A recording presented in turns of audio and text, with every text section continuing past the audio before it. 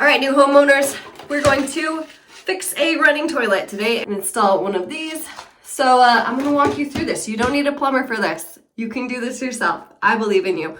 Okay, so first of all, diagnosing what's going on. Basically what this sounds like is running water, and that is the sound of your water bill rising. So you wanna take care of it pretty quickly because you will see it on your utility bill. Depending on your toilet size, you might need a different size of this. This one is the 3-inch, and I will show you what to measure so that you can figure out what size you need.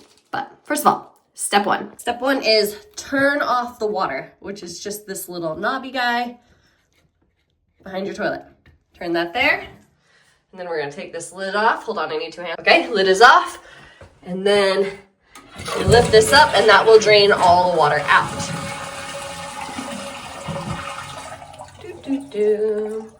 So we've lived at this house for like 12 years and I've had to do this just a handful of times. These little rubber stoppers last a few years, but then they start to degrade and fall apart.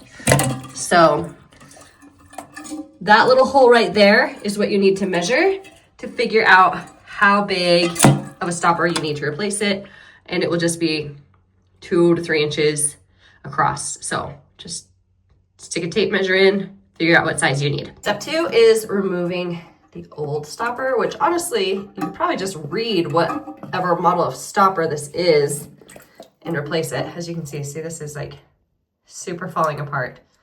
But this just like slides off the back, unhook the little chain, and that's that. Next, you will want to clean off this ring.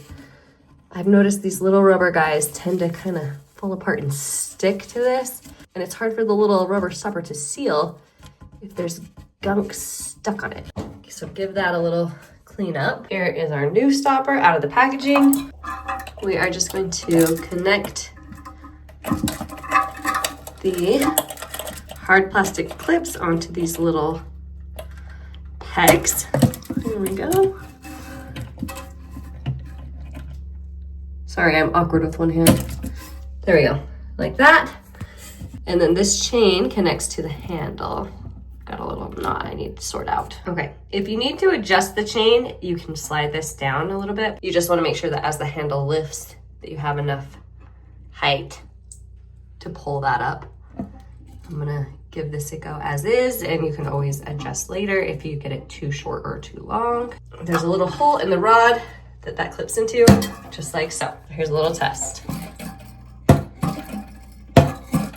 Okay, so now we're gonna turn the water back on and see how we did. All right, it has filled up and I don't hear any water running. I'm gonna check the chain length real quick just by putting on the lid and giving it a test run. All right, here's our test run. Let's see how I did. Boom, baby. Easy peasy. And no more running water sound.